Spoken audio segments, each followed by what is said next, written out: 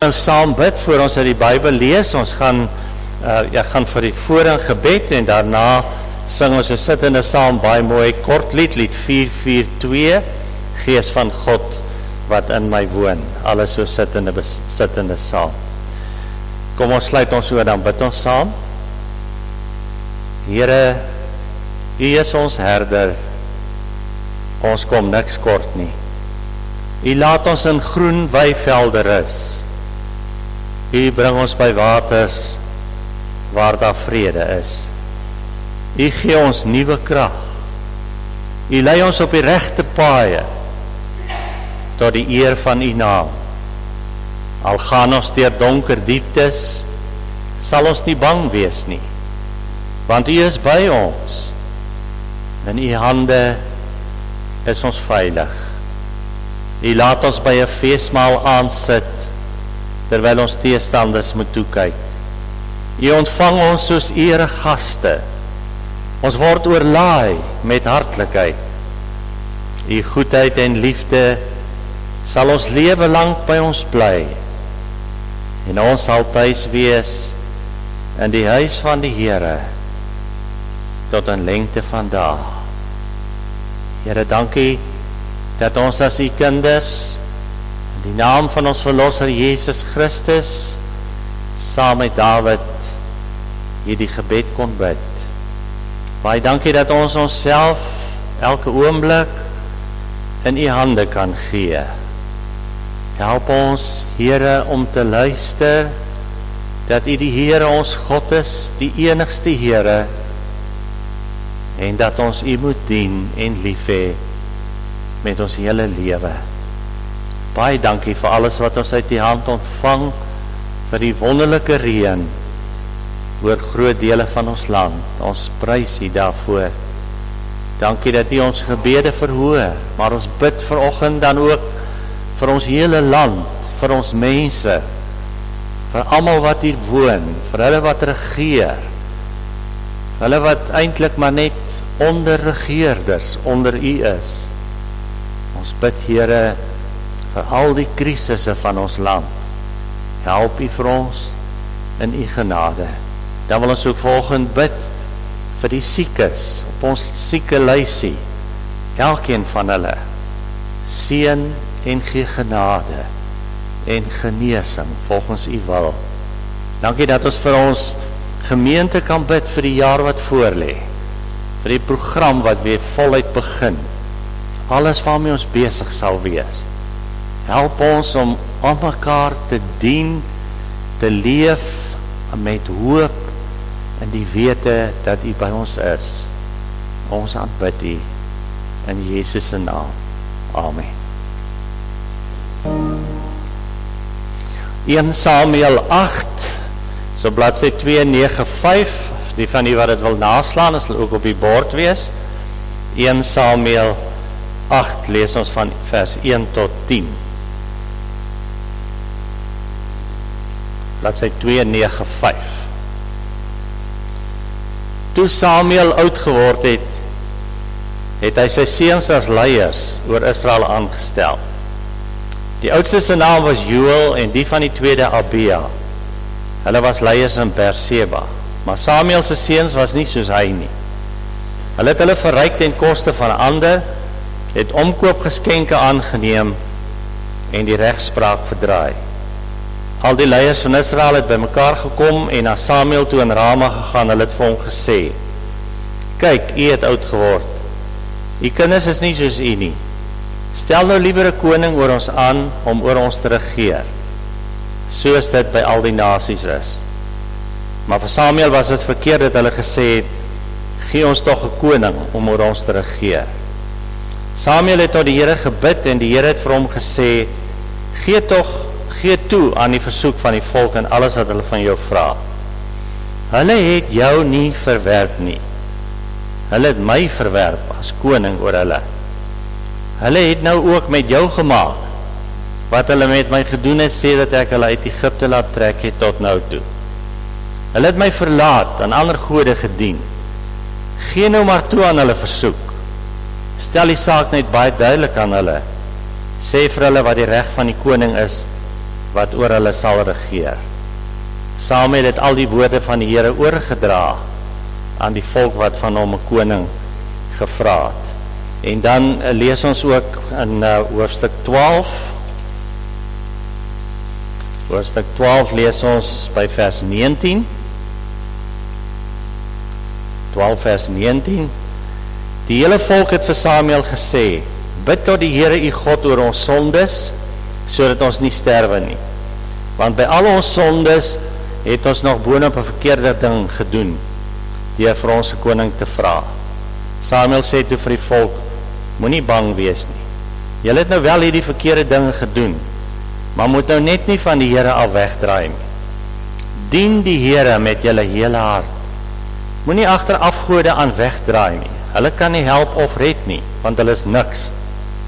Terwille van sy groot naam sal die Here nie sy volk prys gee nie. Die Here het besluit om julle sy volk te maak. Ook ek sal nie teen die Here sondig deur op te hou vir julle te bid nie. Ek sê julle aanhou onderrig in die goeie en reguit pad. Wees net gehoorsaam aan die Here en dien hom opreg en met julle hele hart. Let op die groot dinge wat hy vir julle gedoen het. Maar as julle opsetlik verkeerd gedoen, sal julle sowel as julle koning uitgewis word. Ek wil graag vir die vraag, toe ons nou lees in hoofstuk 8, wat hulle nou 'n koning vra, het hy nie ook so 'n bietjie van 'n ongemaklikheid gehad nie? Hierdie versoek vir 'n koning lyk ons nou heeltemal 'n billike versoek. Want Samuel is nie koning nie, hy's 'n rigter, 'n profeet, wat vir die volk om sê wat die Here wil. Belangrike woord, ons nou hoor hoekom. Maar hy's nie 'n koning nie, hy's nie die een enkele leier van die volk nie. En dis natuurlik nog steeds nog 'n verdere probleem, en dit is dat Samuel se seuns glad nie soos hy is nie. Ons het daar gelees wat hulle alles verkeerd doen. Hulle het hulle self verryk, hulle het omkoopgeskenke aangeneem, die regspraak verdraai. Dit lyk mos nou regtig nie na so slegte versoek nie. Om 'n koning te hê, om jou regering van jou land te sentraliseer, by een plek te bring.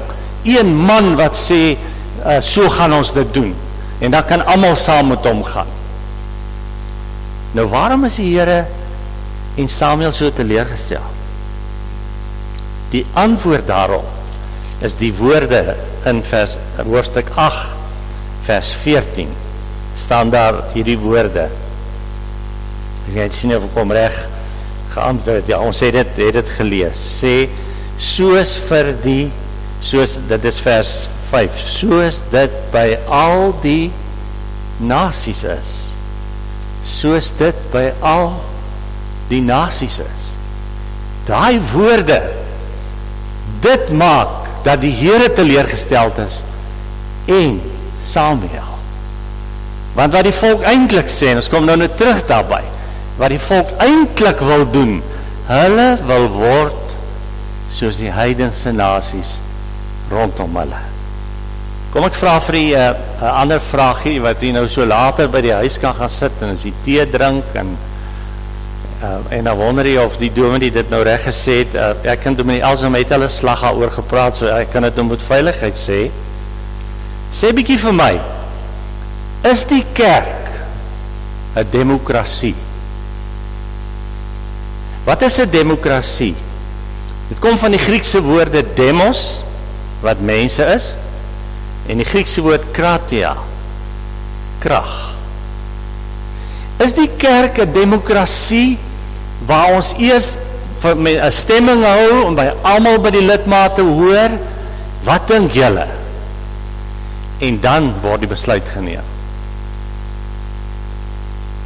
Of is die kerk 'n theokrasie? Theos, God. Kratia, krag. Ons as gereformeerde mense verstaan dit so. Die kerk is nie 'n demokrasie nie. Ons hou nie stemmings nie. Ons het dit gedoen en ons het die resultate daarvan gekry. Die kerk is die mense wat vra na die wil van God. Sy wil geld.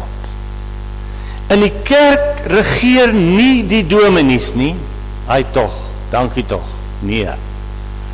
In die kerk regeer nie die kerkraad in die eerste plek nie, maar die woord van God en die wil van God.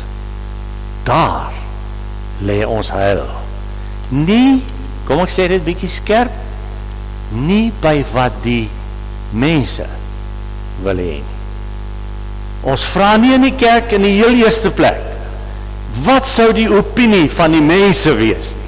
Ons kan dit vra, maar dit is later. Wat ons vra is, wat wil God van ons hê? Want die fout wat Israel gemaak het, hulle het hulle self nie verstaan nie, wie hulle is nie, ons kom nou terug daarby, maar hulle het veral nie verstaan, wie is God nie. Ek lees vir die paar verse uit, prachtige Psalm 95, ons het eintlik net by die fotum, by die begin van die diens, daarmee begin 'n deel daarvan, Psalm 95 vers 3 en 4. Kom laat ons jubel tot eer van die Here. Laat ons juig oor die rots by wie ons redding vind. Laat ons na hom toe gaan met lof. Laat ons hom toejuig met lofsange. Waarom? Want die Here is die magtige God. Vers 6 dan wat ons gebruik het, kom ons val in eer betoon voor ons en voor hom neer. Kom ons buig, kom ons kniel voor die Here, ons Skepper. Wie is die Here? Hy is die Skepper van alles wat is. Hy het alles gemaak. Alles is in sy hande. Hy is die enigste Here. Daar's geen ander Here nie. Hy is die koning. Hy regeer oor alles en almal. En almal wat in 'n regeringsposisie is, in die kerk of in die wêreld, is eintlik verantwoordelik verskuldig aan God. Romeine 13. Romeine 13 staan daar, ons moet die owerhede gehoorsaam wees. Maar in die Bybel staan daar ook, dat die owerhede die pad moet loop wat God wil hê, dat hulle moet loop. Alle gesag wat ons het, as ouers, as onderwysers, as polisie, as politici, alle gesag is afgeleide gesag. Is gesag wat God vir ons gegee het. Daar is maar een God. Luister Israel, die Here is ons God. Dit moet ons hier aan die begin van die nuwe jaar, elkeen van ons, opnuut vir onsself sê, daar is maar een God in my lewe. Die groot versoeking van Israel was, om soos die omringende nasies te word, om hulle gode te aanvaar. As jy die Ou Testament lees, dan sal jy dit telkens mos kry. Die groot versoeking, om te konformeer, met hoe die wêreld leef. Dis mos die versoeking van enige Christen, en van enige kerk, om my lewe so in te rig, soos wat die ongelowiges dit doen, in plaas van soos die Here dit van ons vra. Onthou u die verhaal van die pratende donkie, in die Bybel, Biliam. Biliam wat geroep is uit die Efrat, hy moet kom, hy moet vir die Moabitiese koning Balak 'n gunsie kom doen. Hy moet die vloek kom uitspreek oor Israel. En die Here keer vir Biliam voor. Ek ken die verhaal van die donkie en ek gaan dit nou nie oor vertel. En elke keer as Biliam probeer om 'n vloek oor die volk uit te spreek, dan keer die Here hom. En wat doen Biliam ten minste op die einde? Hy gee die advies, ek mag nie die volk vervloek nie. Maar nooi hulle na die afgodsoffers toe. En daar staan in die Bybel, bietjie skokkend, dat die Moabitiese vrouens die Israelitiese mans na hulle feeste toe genooi het. En dit het die krisis vir Israel veroorsaak. Hoor jy dit? Wie is God? Kom ek sit dan by? Wie is ons? Wie is ek en jy? Hier staan in hoofstuk 12 vers 22, terwille van sy groot naam sal die Here nie sy volk prys gee nie. Die Here het besluit om julle sy volk te maak. Kan ek dit sommer so reglynig toepas op ons wat vanoggend hier sit? Volk van die Here, lidmate van die gemeente van Vyfhoek, die Here het julle sy volk gemaak. Julle is lede van sy verbondsvolk. Hy het hom aan julle verbind, aan hom julle vasgemaak. Hy is die enigste Here, hy is Jahwe, die groot God. In Efesiërs 1 sê Paulus, ons is uitverkies voor die grondlegging van die wêreld, om syne te wees. Ons is heilige mense. En wat beteken heilig? Het beteken nie om vreemd te wees nie, om net gedierig handjies gevou te loop nie. Heilig wees beteken om afgesonder te wees, om eenkant gesit te wees. Vir wie? Vir God alleen.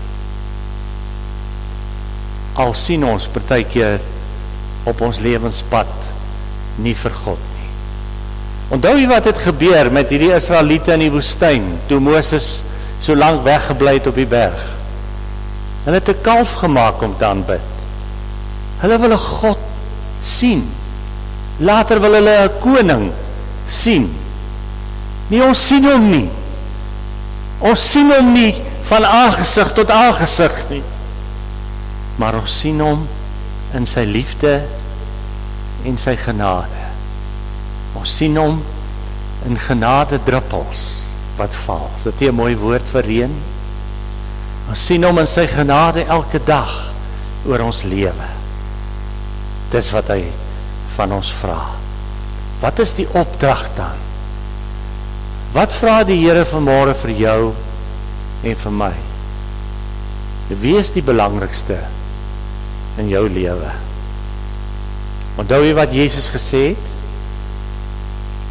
As iemand sy vader of sy moeder of sy broer of sy suster liewer het as vir my, is hy nie werd om my volgeling te wees. Krasse woorde. Maar is Jesus regtig die hart, die middelpunt van my lewe? Dis die eerste vraag. Die tweede is eintlik 'n opdrag. Moenie van hom af wegdraai nie. Dit staan daar in vers 20. Moet hom nie los nie. Dien hom met jou hele hart. Soos Jesus in Matteus 22 gesê het, en ek net ook aangehaal het, dien die Here met jou hele hart, met jou hele verstand, met al jou krag. Dis die opdrag. En hy vra, maak hom die koning van jou lewe. Want hy het in Jesus Christus aarde toe gekom en onder ons kom woon, en hy's hier en hy's ons Here. Laat sy koningskap duidelik word in my eie persoonlike lewe, hoe ek lewe, in my gesinslewe, saam met my kinders, in my beroep, in die lewe daar buite. Ek vra nie 'n ander koning nie. Want weet jy, broer en suster, weet jy wie is vreeslik vinnig? Die koning van my lewe. 'n Woordjie wat ons met 2 letters spel. E-K. Wat ek wil hê, dit wil ek doen. Ek sluit af. Hier is ook 'n wonderlike stukkie troos, hoofstuk 12 vers 22, ek het ook gelees. Terwille van sy groot naam sal die Here nie sy volk prys gee nie. Hoor jy dit? Alles wat hulle verkeerd gedoen het, deur die woestyn, tydperk wat hulle nou in die land woon, met hierdie versoek vir 'n koning, die Here sê, ek sal jou nie prys gee nie. En dis die boodskap reg deur die Bybel, reg deur die Nuwe Testament. Ek sal jou nie los nie. Jy is myne. En watter pad jy ook al moet loop, ek is by jou. Ek hou jou vas. Ek los jou nooit. Amen. Ons bid saam. Here ons Vader, baie dankie dat ons u kinders kan wees. Dankie dat u ons nooit los nie. Help ons, Here, teen die geweldige gevaar om U nie meer die eerste plek in ons lewe te gee nie, maar om as kerk te gaan lewe soos die mense wat U nie ken nie lewe. Help ons om te leef dankbaarheid uit U hand. Ons prys U naam, dra ons in U liefde. Amen. Ons dien die Here met ons offergawes.